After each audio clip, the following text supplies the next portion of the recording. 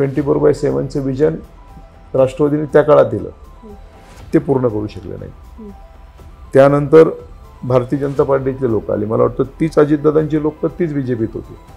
तर त्या लोकांनी तर अल्टरनेट डे केलं. समजा IT इंजिनियर्सला गेलं तर त्यांना असं वाटतं की राहुल आपल्यातलंच एक आहे, आणि भूमिपुत्रांना तर काय असं वाटतं की हे आपलाच आहे. म्हणजे ज्यावेळेस ह्या शहराचा DP बनवला गेला, मला असं वाटतं त्यावेळेस साहेब होते, त्यावेळेस अजितदादा राजकारणात मला तरी आठवत नाही की त्यावेळेस ते असतील. जनरली ह्या मतदारसंघात कसं तुम्हाला आमदारांक पुचायचं म्हटलं की तुम्हाला कोणाला तरी घेऊन जायला लागायचं. ही प्रतिमा ह्या बघा, मी कालच सौदागरमध्ये एका सोसायटीत विचारलं की तुम्ही आमदारांना किती लोक भेटले, किती लोक त्याच्या सोसायटीत गेले. म्हणजे मला तुम्हाला सांगायला आश्चर्य वाटेल, हार्डली एकही हात वरती आला. आता 2005 पासून 2024 पर्यंत सेम आमदार आहे, आणि ते नंतर त्यांचा परिवार आमदार आहे. तर कुठेतरी लोकांना असं भावना झाली की आता कुठेतरी आपली सुटका झाली पाहिजे. नमस्कार लगावबत्तीच्या प्रेक्षकांना. पुण्यामध्ये म्हणजे पिंपरी चिंचवड ही जी महानगरपालिका आहे ती आशिया खंडातली श्रीमंत महानगरपालिका म्हटलं जातं, आणि याच भागातून एक मातब्बर नेते येतात. असं एक नाव राहुल कलाटे. सर, तुमचं आमच्या लगावबत्ती यूट्यूब चॅनलवरती खूप खूप स्वागत आहे. राहुल कलाटे हे जे आहेत की मागच्या काही निवडणुकीमध्ये अपक्ष म्हणून विरोधकांना घाम फोडणारं नाव म्हटलं जातं, आणि यंदाच्या निवडणुकीमध्ये ते तुतारी या चिन्हावरती शरद पवारांच्या राष्ट्रवादीकडनं उमेदवार म्हणून विधानसभेच्या रिंगणात उतरलेले आहेत, चिंचवड विधानसभा मतदारसंघातनं. काय वाटतं, कोण आहेत? म्हणजे लगावबत्तीला जाणून घ्यायचे की राहुल कलाटे हे कोण आहेत? तुम्हीच तुमचं इंट्रोडक्शन द्या. मी गेल्या बऱ्याच वर्षापासून ह्या शहराच्या राजकारणात आहे. राजकारणात असताना आई नगरसेवक होती, वडील होते, आजोबा राजकारणात होते.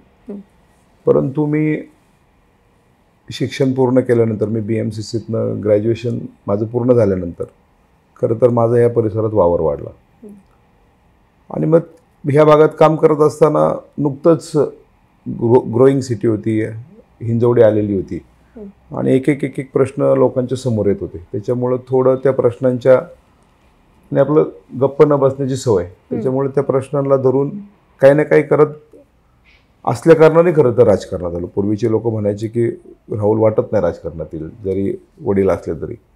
परंतु ॲटोमॅटिकली काही गोष्टी घडत गेल्या की ज्याच्यामुळे मी राजकारणात आलो. आणि दुसऱ्या बाजूला बांधकाम व्यवसाय करत असताना मी ह्याच परिसरात एक ICSE बोर्डाची शाळा देखील मी स्वतः सुरू केली होती. तिचा तसा मी संस्थापक म्हणावं लागेल 2013-14 मध्ये. आणि असं विविध गोष्टींमुळं लोकांच्या वारंवार संपर्क येत गेला, आणि त्याच्यामुळं मी राजकारणात मी समजा नगरसेवक म्हणून काम केलं, सभागृहात गटनेता म्हणून काम केलं, शिवसेनेचा शहर प्रमुख म्हणून काम केलं. आणि हे करत असताना एक लोकांच्या लक्षात आलं की बाबा काही चुकीचं झालं तर तिथे राहुल उभा राहतो, अशा माध्यमातून खरं तर लोक जुळत गेली.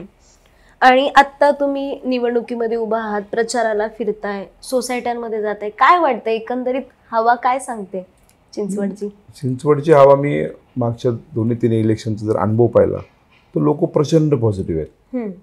म्हणजे पूर्वी तत्कालीन आमदाराची एक वेगळ्या प्रकारची दहशत त्या भागात होती. तरी देखील 2019ला अपक्ष म्हणून जेव्हा मी लढत होतो त्यावेळेस अशी परिस्थिती होती की त्या आमदारासमोर कोणी लढत नव्हतं. त्यावेळेस देखील खूप चांगली परिस्थिती होती. लोक लाखाच्या वरती लोक बाहेर पडून त्यांनी माझ्यासारख्या एका कार्यकर्त्याला मतदान केलं होतं. आणि मला असं वाटतं त्याच्यापेक्षाही मोठ्या प्रकारची पुनरावृत्ती आज होईल. तुमच्या मतदारसंघामध्ये 2 भाग येतात, एक गावठाण ग्रामीण भाग आहे आणि दुसरा अगदीच IT वर्ग आहे इथे.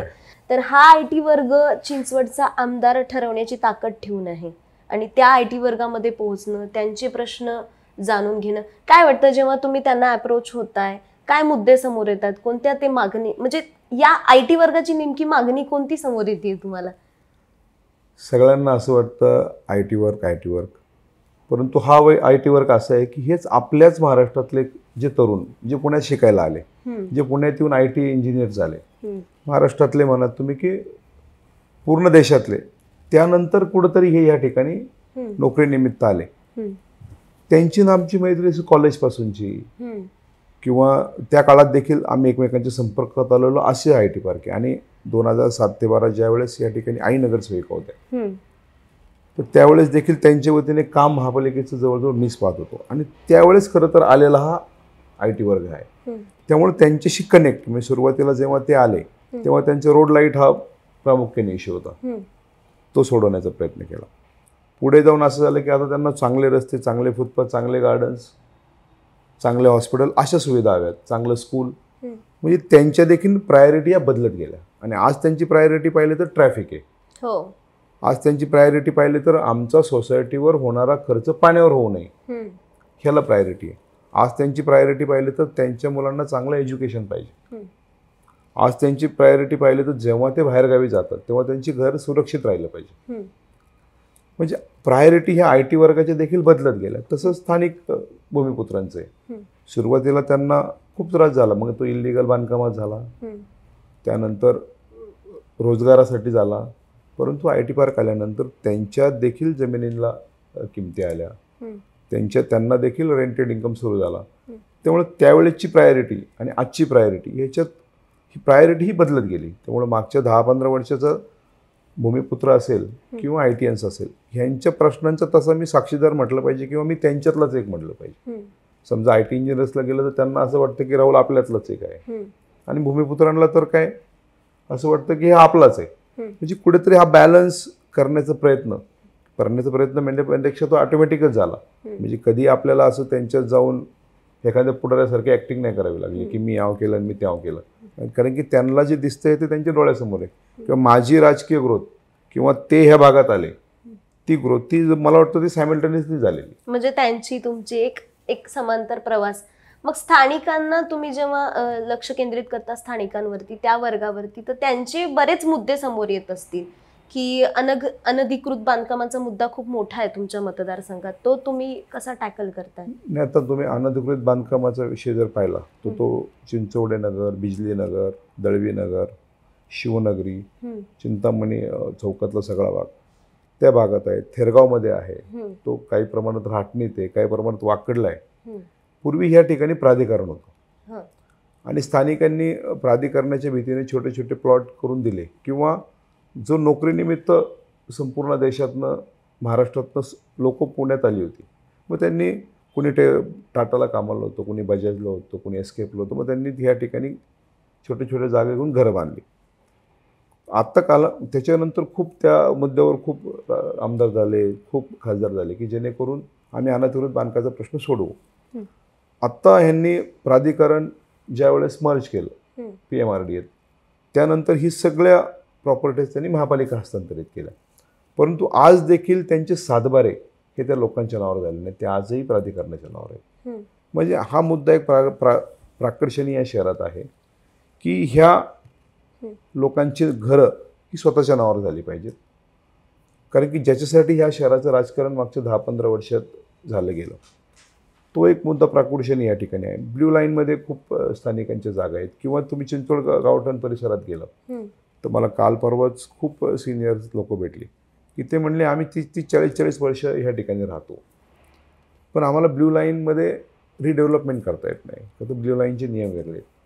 मग कुठेतरी हा देखील प्रश्न ह्या शहरात ज्वलंत झाला आहे. एका बाजूला आमदाराची शाळा ब्ल्यू लाईनमध्ये होती, कोर्टाच्या ऑर्डरनंतर ती पाडली गेली, त्या ठिकाणी त्यांची नवीन शाळा उभी राहिली, मग तिथली ब्ल्यू लाईन कुठे गेली? मग तोच नियम चिंचवडमधल्या स्थानिक रहिवाशांना का लागत नाही? तुम्ही काकडे पार्कमध्ये गेलं तर खूप बिल्डिंग्स अशा आहेत ज्या ब्ल्यू लाईनमध्ये असल्यामुळे रिडेव्हलप होत नाहीत, त्यामुळे खूप लोक वैतागलेली आहेत. तुम्ही चिंचवड गावठण परिसर मोऱ्या गोसावीच्या बाजूबाजूला परिसरात गेलं तर खूप बिल्डिंग असे आहेत ज्या रिडेव्हलपमेंट करता येत नाही, का तो ब्ल्यू लाईन आहे, त्यामुळे त्यांना TDR वापरतात नाही, UDC पॅडचे नियम लागत नाहीत. म्हणजे असं प्रत्येक तुम्ही एरियामध्ये गेलं, मी तुम्हाला जबाबदारीने सांगतो की चिंचवडच्या प्रत्येक भागात वेगळा प्रश्न आहे. तुम्ही वाकडला आले तर खूप मोठ्या प्रमाणावर ट्रॅफिकचा प्रश्न आहे. तुम्ही आमच्या या भागातल्या स्थानिक लोकांचा विचार केला तर कुठं रिझर्वेशनमध्ये जागा गेल्यात, स्वतः जागेतनं रस्ते गेलेत. म्हणजे जशी डेव्हलपमेंट ह्या ठिकाणी नोकरीनिमित्त आलेली लोक, म्हणजे पूर्वी MIDCचे असतील, आज IT पार्कचे असतील, त्यानंतर ह्या स्थानिकांच्या त्यांचे रस्ते झाले, रिझर्वेशन डेव्हलप झाले, कुठं गार्डन झाले, कुठं स्कूल झाले, ह्यामध्ये स्थानिकांच्या गेलेल्या जागा असतील. म्हणजे कुठेतरी हा सर्व बॅलन्स करत करतच हे शहर पुढे चाललं. मी इथे दोघांचं योगदान इक्वल आहे. म्हणजे ते आले, स्थानिकांनी स्वतः त्यांना सामावून घेतलं. म्हणजे कुठेतरी प्रत्येकाच्या अडचणी ह्या वेगवेगळ्या आहेत आणि आम्ही कुठेतरी प्रत्येकालाच दिलासा द्यायला मागच्या 10-15 वर्षात कुठेतरी आम्ही प्रत्येकाला थोडा काही ना काही प्रमाणात दिलासा किंवा त्यांच्या अडीअडचणीत उभे राहणं, त्यांचं कामाची सोडवण्याचा प्रयत्न करणं किंवा सोडवणं.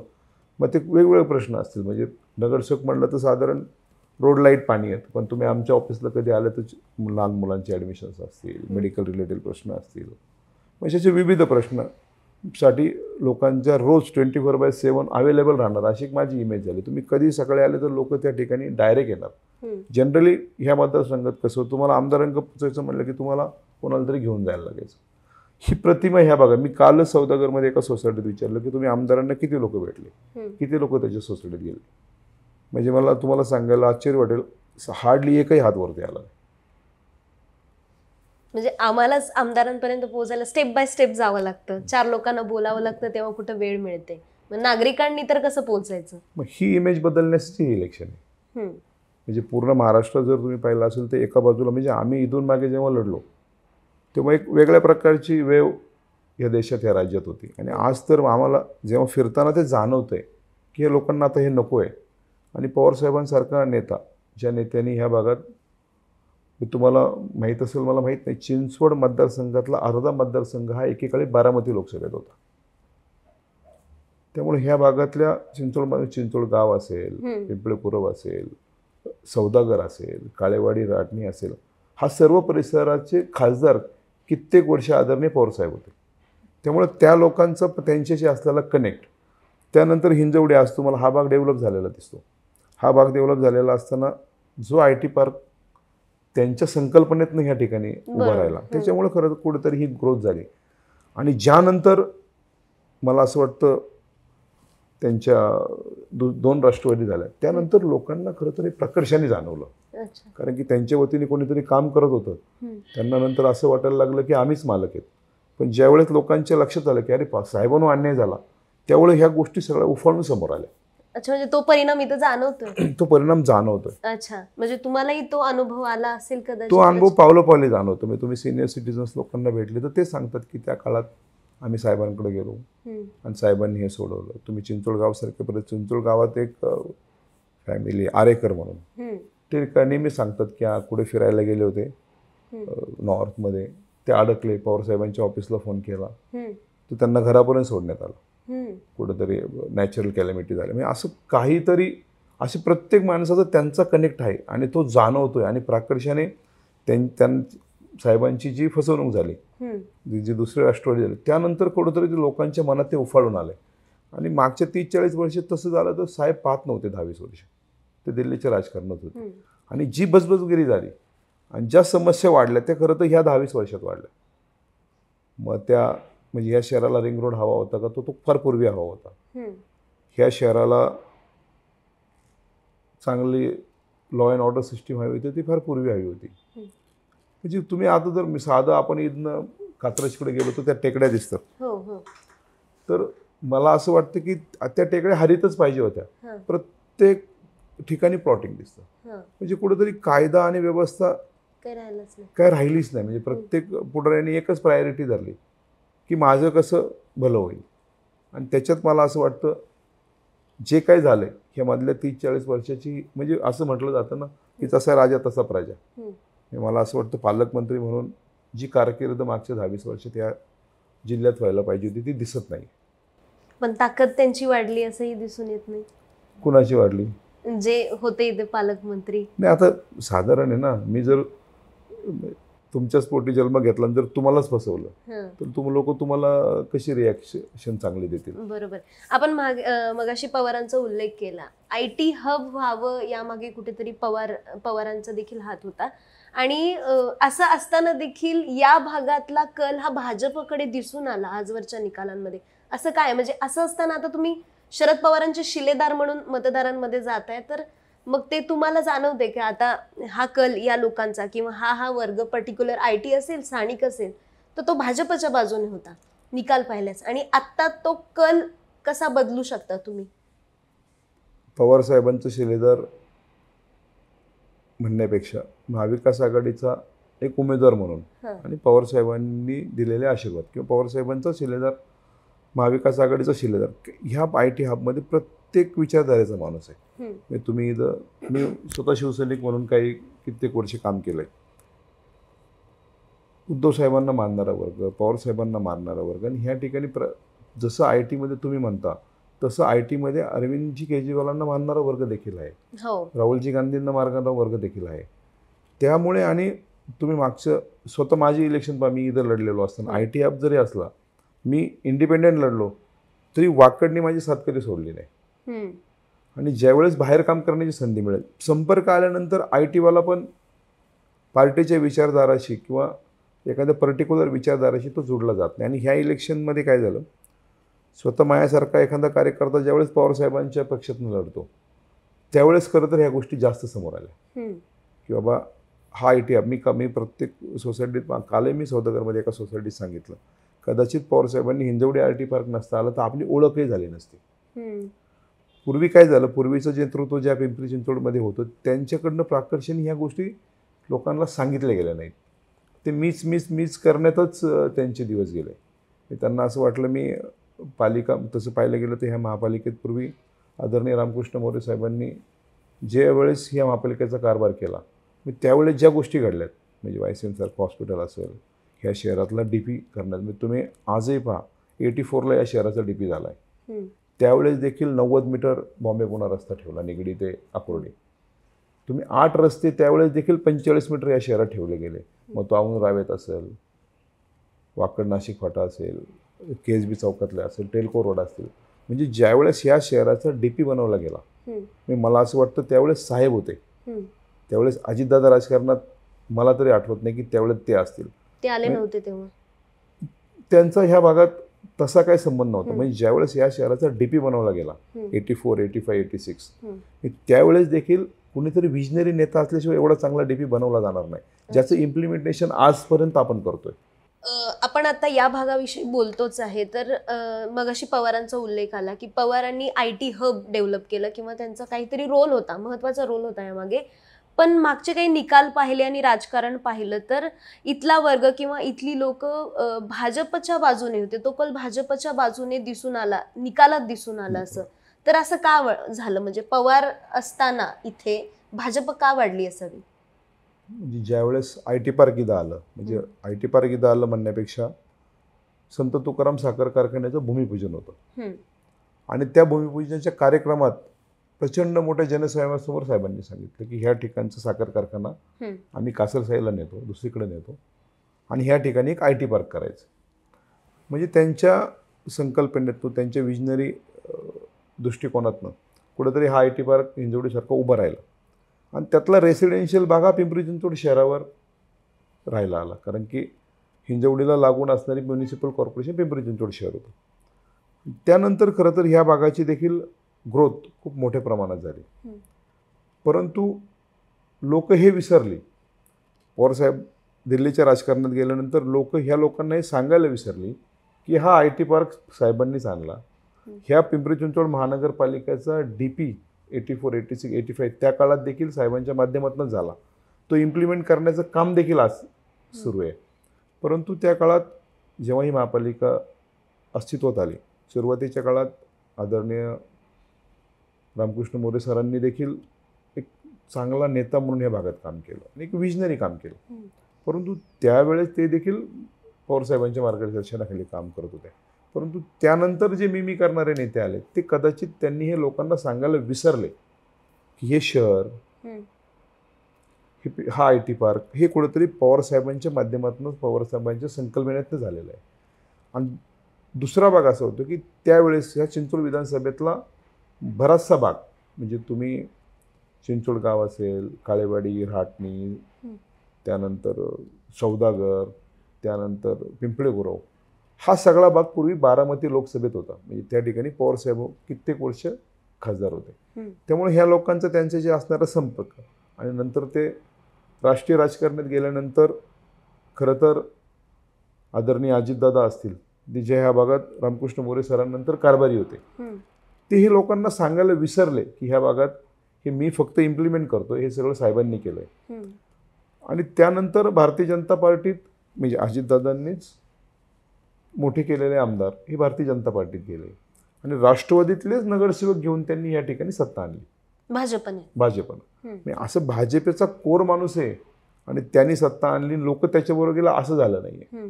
आणि एक 2014-15 त्या काळात एक देशात एक वातावरण होतं, त्या वातावरणाचा फायदा या लोकांनी घेतला. त्यामुळं असं म्हणता येणार नाही की ह्या भागातला IT वर्ग हा त्यांच्याबरोबर आहे. आणि तुम्हाला मी आज जबाबदारीने सांगतो, तो बदल ह्यावेळेस दिसेल. कारण की राज्यात जे झालं, 2 राष्ट्रवादी झाल्या आणि पवार साहेबांवर जो अन्याय झाला, हा जो फील लोकांमध्ये, त्यानंतर कुठंतरी स्थानिक लोकांमध्ये आणि ह्या साहेबांनी काय केलं हे सगळं पुढं आल्यानंतर लोकांमध्ये खूप प्रचंड प्रमाणात आदर साहेबांबद्दल निर्माण झाला आहे. तुम्ही प्रचाराला फिरताना असं काही अनुभव आले, दिसून आलं की पवारांना अजूनही आठवणीत ठेवणारी लोक आहेत? फार मोठ्या प्रमाणावर लोक आठवणी ठेवतात. काल चिंचवड गावात प्रचार करत असताना एक आरेकर फॅमिली म्हणून, तर त्यांच्याकडनं हा मुद्दा समोर आला की आम्ही एकदा पुढं काश्मीरला फिरायला गेलो होतो आणि आम्ही अडकलो, पण आम्ही फक्त पवार साहेबांच्या ऑफिसला फोन केला तर आम्हाला पुण्यापर्यंत सोडण्यात आलं, घरपर्यंत सोडण्यात आलं. म्हणजे खासदार म्हणून त्यांनी केलेलं काम. त्यानंतर काल मी सौदागरच्या एका IT पार्कमध्ये ITN समोर येऊन भाषण करत होते की पवार साहेबांनी IT पार्क आणलं, पवार साहेबांनी IT पार्क आणलं, आपण सांगायला कमी पडलो. मग आम्ही त्यांना म्हटलं तर हे तुम्ही माईकवर सांगता ना, तुम्ही घरी गेल्यानंतर शेजारच्यांना सांगा. म्हणजे कुठेतरी आज लोक स्वतःहून हे सगळ्या गोष्टी बोलत आहेत. या वर्गाशी कनेक्ट कसं होत आहे तुम्ही? म्हणजे दिसताना असं दिसतं की IT वर्ग, इंटेलेक्च्युअल लोक, एज्युकेटेड लोक, पण त्यांच्याशी तुम्ही कनेक्ट होताना त्यांचेही काही मुद्दे असतील, जसं की ट्रॅफिकचा मुद्दा आहे. आता यांच्या क्षेत्रामध्ये मंदी आली ती वेगळी, पण यांना एक वेगळ्या समस्येला तोंड द्यावं लागतं, ते म्हणजे ट्रॅफिकची समस्या. आणि बऱ्याच कंपन्या पुण्याच्या बाहेर गेल्यात याच समस्येमुळं. नाही, बऱ्याच कंपन्या आज हिंजवडी IT पार्कचा जर विषय पाहिला तर त्यांनाही लक्षात येतं की मी त्यांच्यातलंच आहे. मी 2012-13 सालापासून मी विशालनगर ते हिंजवडी एक फ्लायओव्हर व्हावा असं मी फॉलोअप करत होतो. तत्कालीन कमिशनर आशिष शर्मा साहेब होते, त्यांच्यापासून मी या गोष्टीचा फॉलोअप करतो. त्याचे प्लॅन आहे आज तुम्हाला आजही माझ्याकडे दिसतील की त्या ठिकाणी एक फ्लायओव्हर व्हावा की जो विशालनगरपासून फेज 3ला जावा. 2015-16 बघा, 16-17 बघा, 17-18 बघा, 19-20 बघा, प्रत्येक बजेटला मी महापालिकेत नगरसेवक असताना, गटनेता असताना प्रत्येक बजेटला मी ते हेड ओपन करायचो. परंतु ह्या भागात काम करत असताना हे जाणवतं आहे आम्हाला की कुठेतरी पॉलिटिकल विल कमी पडतील. हे IT इंजिनियर ह्या सगळ्या गोष्टींमध्ये माझ्या बरोबर होते. ही तेच मांडायची की दादा असा एक फ्लायओव्हर झाला पाहिजे राहुल. तेच सांगायचे की त्या ठिकाणी जेव्हा मी 17ला पहिल्यांदा नगरसेवक झालो की हेच यायचे की पाणी कमी पडतं. मग आम्ही 7 MLDचं पाणी 23 MLDवर आणलं. सुरुवातीला पाणी 7 MLD यायचं तर त्या बिर्ला हॉस्पिटलच्या ब्रिजवर पाण्याच्या लाईनचं काम अपूर्ण होतं, ते काम पूर्ण केलं. मग 7चं पाणी 14 झालं. त्यानंतर आम्ही तिकडनं हायवेनी लाईन आणली, वाकडला 2-4 टाके, पुनावळ्यात 2-3 टाक्या, ताथोड्यात एक सुरू केली, ती आता अर्ध्याच्या वरती आली. म्हणजे कुठेतरी पाणी समस्येवर मात करत असताना ही लोकच मागे होती की इथं पाणी कमी पडतं, मग आपण पाण्याला फॉलोअप घ्यायचा. ट्रॅफिक होतं, मग आपण रोडचे फॉलोअप घ्यायचे.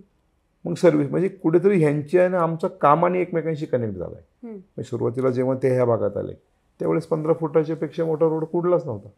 ज्यावेळेस सुरुवातीला ITNs या ठिकाणी आले, सुरुवातीला हिंजवडी झाली, पण त्यानंतर आमचाच मेन रस्ता जर तुम्ही पाहिला औंधवून येणारा वाकडला, जेव्हा आई नगरसेवक होती तेव्हा रोड 15 फूट होता हार्डली. ते 15चा आम्ही 45 केला. आज त्या ठिकाणी आपण बसलोय त्या ठिकाणी रस्ते नव्हते, आज 24 मीटरचे रस्ते आहेत. सुरुवातीला डांबरी केले गेले, आज कॉन्क्रीट केले गेले. आणि विशेष म्हणजे आम्ही ज्यावेळेस या भागात काम करत असताना ह्या लोकांनी आम्ही एकत्रित येऊन ह्या ठिकाणी पिंपळाची झाडं असेल, बोगणी असेल, कडुलिंब असेल, की जी झाडं लोकांना ऑक्सिजन देतील, कार्बन डायऑक्साईड घेतील, ही सगळं करत असताना ह्या लोकांचे सजेशन, आमची होणारी चर्चा, ह्याच्यातनंच ह्या सगळ्या गोष्टी घडल्यात. त्यामुळे त्यांच्याशी असणारा संपर्क, त्यांच्याशी असताना कनेक्ट, ह्याच्यामुळे ह्यावेळेस तुम्हाला IT पार्कमध्ये फार मोठ्या प्रमाणात झालेला बदल दिसेल. कचऱ्याचा मुद्दा देखील तितकाच आहे इथला. कचऱ्याचा मुद्द्यावर आम्ही खूप काम केलं होतं. कचऱ्याचा मुद्दा बऱ्यापैकी, पण 2016ला सेंट्रल गव्हर्नमेंटकडनं एक सर्क्युलर आला की तुम्ही कचरा तुमच्या इथंच जिरवा आणि तुमच्या इथंच त्याची विल्हेवाट लावा. त्यानंतर खरं तर खूप अडचणी आल्या, पण आजही आम्ही त्याच्यावर थोडा कंट्रोल ठेवला आहे. त्यांच्या मागणीमुळे आजही त्यांना ते करण्यापासून म्हणजे ज्यांची STP चालू आहे, जे चांगल्या स्टेजला आहेत, काय होतं STPचं मेंटेनन्स, त्यानंतर पाणी नसल्यामुळं टँकरचा मेंटेनन्स, आणि आजही मुळाशी जात नाही ते पुढारी. म्हणजे महापालिकेमध्ये ज्यावेळेस त्यांनी अल्टरनेट डे पाणी केलं त्यावेळेस आम्ही आंदोलन केलं की तुम्ही पाणी रोज ठेवा. मी तुम्हाला आज जबाबदारीने सांगतो, जर दररोज पाणी आलं तर ह्या लोकांना टँकर लागणार नाही. टँकरची समस्या कधी आहे, त्यांची पिण्याची स्टोरेजची टाकी भरली नाही. आमच्यात एक वेस्टर्न ॲव्हेन्यू म्हणून सोसायटी आहे, माझ्या घराचं काम चालू असताना काही दिवस मी तिथे राहत होतो, तर त्यावेळेस तिथं जाणवलं की खूप टँकर लागतात. मग आम्ही बसलो, काय करायचं, आम्ही बिल्डरच्या माणसाला बोलवलं. मग त्यावेळेस लक्ष झालं की स्टोरेज कमी आहे. मग आम्ही जी 2 टाक्या असतात प्रत्येकात, एक स्ट्रॉम वॉटरची टँकी असते, ड्रिंकिंग टँक. मग आम्ही स्ट्रॉम वॉटरची टँक ही पण ड्रिंकिंगमध्ये कन्वर्ट केली. म्हणजे पावसाळ्यात स्ट्रॉम वॉटर म्हणून वापरता येईल, परंतु एरवी ती ड्रिंकिंग वॉटरचं स्टोरेज करता येईल. तेव्हापासून त्यांचे टँकर मिनिमम झाले. आणि ही समस्या फार फार तर तुम्हाला एप्रिल-मेला जाणवते, ज्यावेळेस जमिनीतलं बोरचं पाणी देखील कमी झालेलं असतं. आणि हे असताना कुठेतरी 24/7चं विजन राष्ट्रवादीने त्या काळात दिलं, ते पूर्ण करू शकले नाही. त्यानंतर भारतीय जनता पार्टीचे लोक आले, मला वाटतं तीच अजितदादांची लोक तीच BJPत होती, तर त्या लोकांनी तर अल्टरनेट डे केलं. त्यावेळेस अजितदादांचे जे शिलेदार म्हणले जायचे या शहरामध्ये हेच आमदार होते सगळे. त्यांना तर त्याच्यावर काहीच काम करता नाही आलं. मग त्यांनी तर दादांनी अनाऊन्समेंट केली आणि ह्यांनी थोडक्यात त्याचं वाटोळं केलं, परंतु 24/7 पाणी या शहराला देऊ शकले नाही. हे पण होतं. आणि ह्याच्यामुळे कुठेतरी सोसायट्यांना जो नुकसान सोसावं लागतं कुठेतरी ह्या सगळ्या न झालेल्या कामांमुळं, पाणी असेल, STPचं मेंटेनन्स असेल, या अशा खूप समस्या. म्हणजे मी तुम्हाला जबाबदारीने सांगतो, तसं MSEBचं काम हे आमदारांचं असतं, परंतु ह्या भागात खूप मोठ्या प्रमाणात फ्लक्च्युएशन व्हायचं. मग आम्ही त्या काळात मतलब उद्धवसाहेब CM असणाऱ्याच्या काळामध्ये ह्या भागात आम्ही 100-150 छोटे छोटे DPs मंजूर करून घेतले विद्युतचे.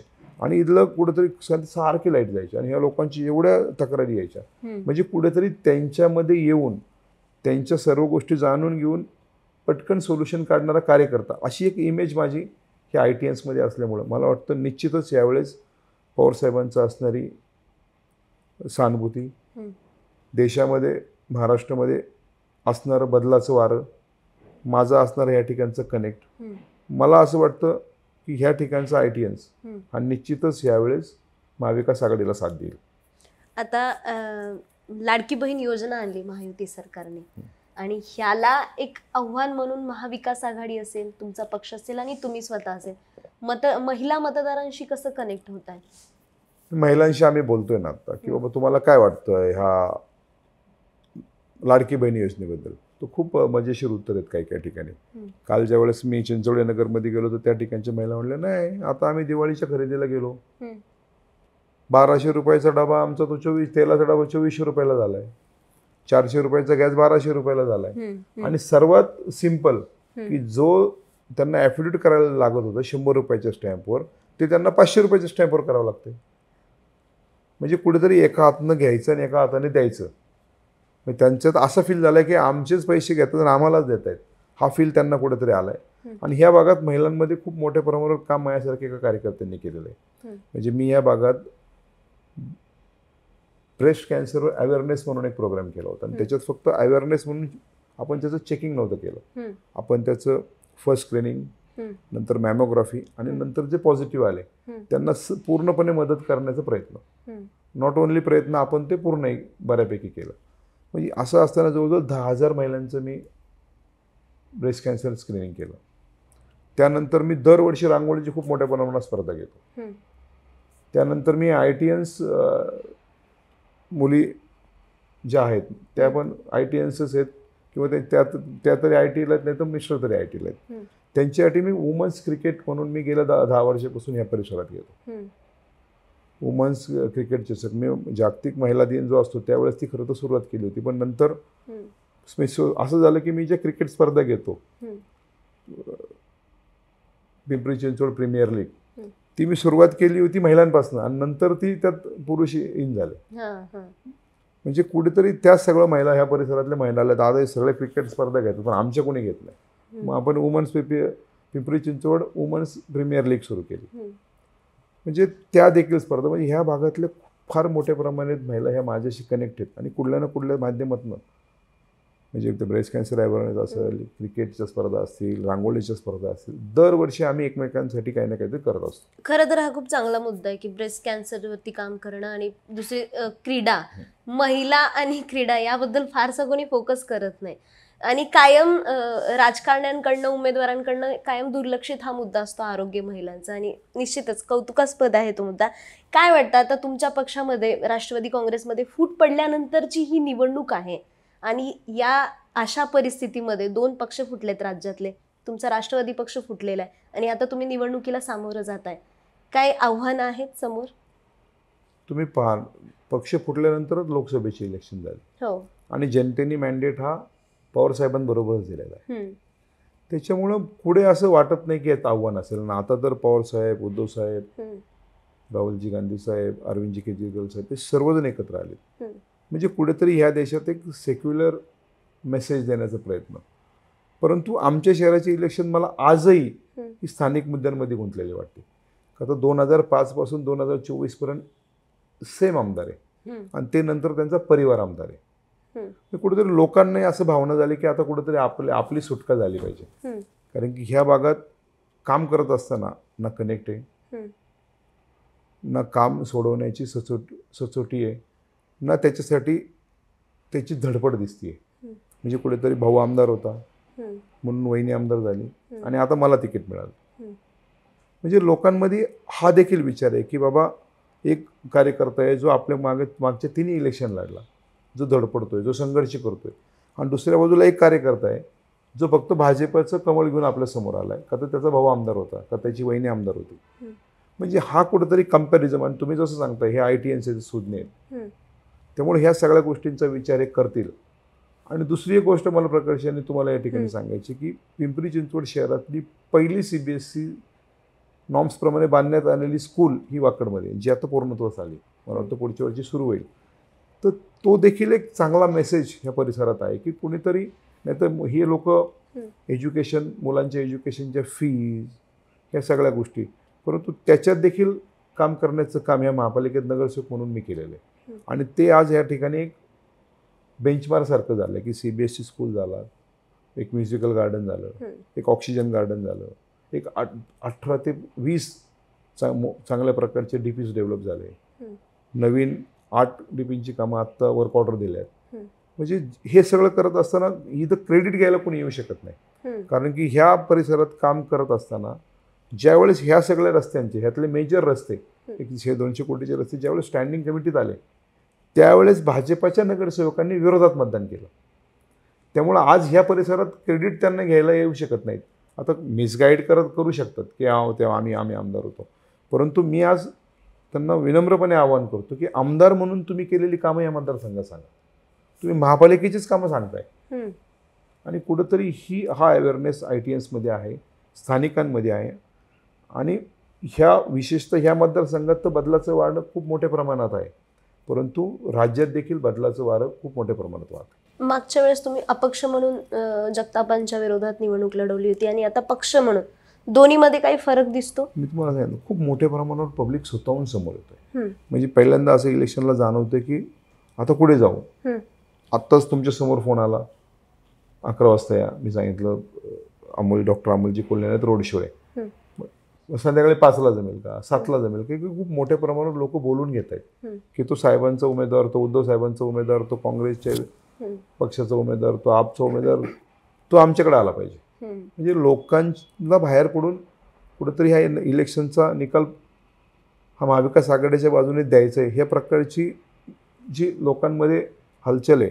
आणि त्या पद्धतीने लोकांची उत्सुकता किंवा लोक इगर झालेत की आता हे कधी आम्ही हे करतोय, अशा पद्धतीने हे लोकांमध्ये दिसतंय. आणि पक्षांमधलं काय, म्हणजे मित्र पक्ष असतील त्यांच्यातला समन्वय कसा साधताय? त्यांच्यातला समन्वय, हे पहा, मी त्यांच्यातला समन्वय खूप चांगल्या प्रकारे, कारण की त्यांचं सर्वांचं एकच टार्गेट आहे की ह्या राज्यात भाजप नको.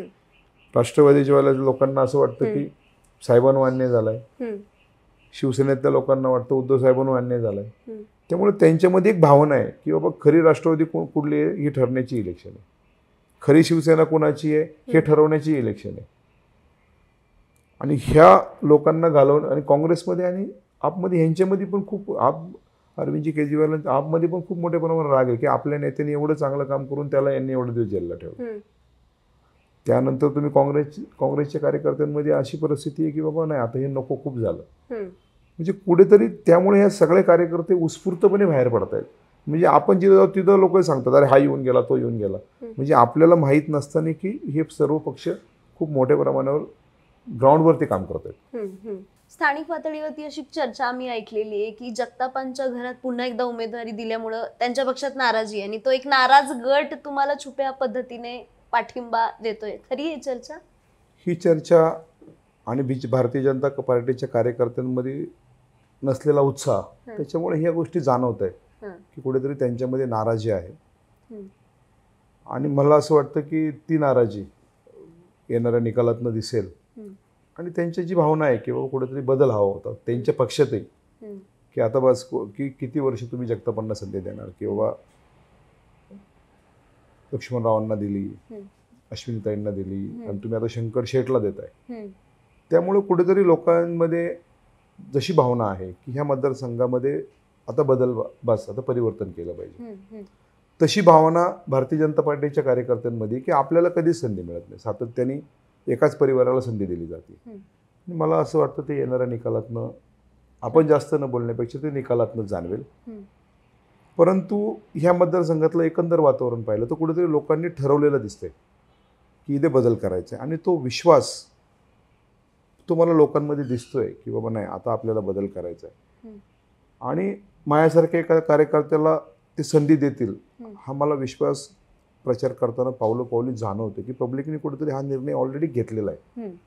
आणि हा घेतल्यामुळंच कुठेतरी भारतीय जनता पार्टीला च्या कार्यकर्त्यांना लोकांमध्ये रिस्पॉन्स मिळत नसल्यामुळं किंवा जगतापांमध्ये नाराजी असल्यामुळं ते कुठेतरी ते त्यांचा कार्यकर्ता थोडा डल दिसतोय आज तरी.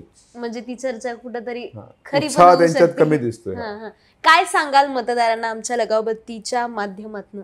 मी मतदारांना एकच विनम्रपणे आवाहन करेल की आपण ह्या मतदारसंघात राहणारे शून्य रहिवासी आहात आणि आपण निर्णय घेत असताना आपण सगळ्या बाजूचा विचार करसाल आणि आपण हा राज्यात विशेषतः ह्या मतदारसंघात असणाऱ्या परिवर्तनाला साथ देऊन माझ्यासारख्या एका कार्यकर्त्याला नव्याने ह्या भागात काम करण्याची संधी द्याल. रामकृष्ण हरी, वाजवा तुतारी. थँक्यू सर, वेळातला वेळ काढून आम्हाला दिलाय. बऱ्याच मुद्द्यांवर चर्चा झाली. या मुलाखतीबद्दल, या चर्चांबद्दल तुम्हाला काय वाटतं कमेंट बॉक्समध्ये प्रतिक्रिया नक्की नोंदवा आणि अशाच मुलाखती पाहण्यासाठी लगावबत्ती यूट्यूब चॅनलला सबस्क्राईब करायला विसरू नका.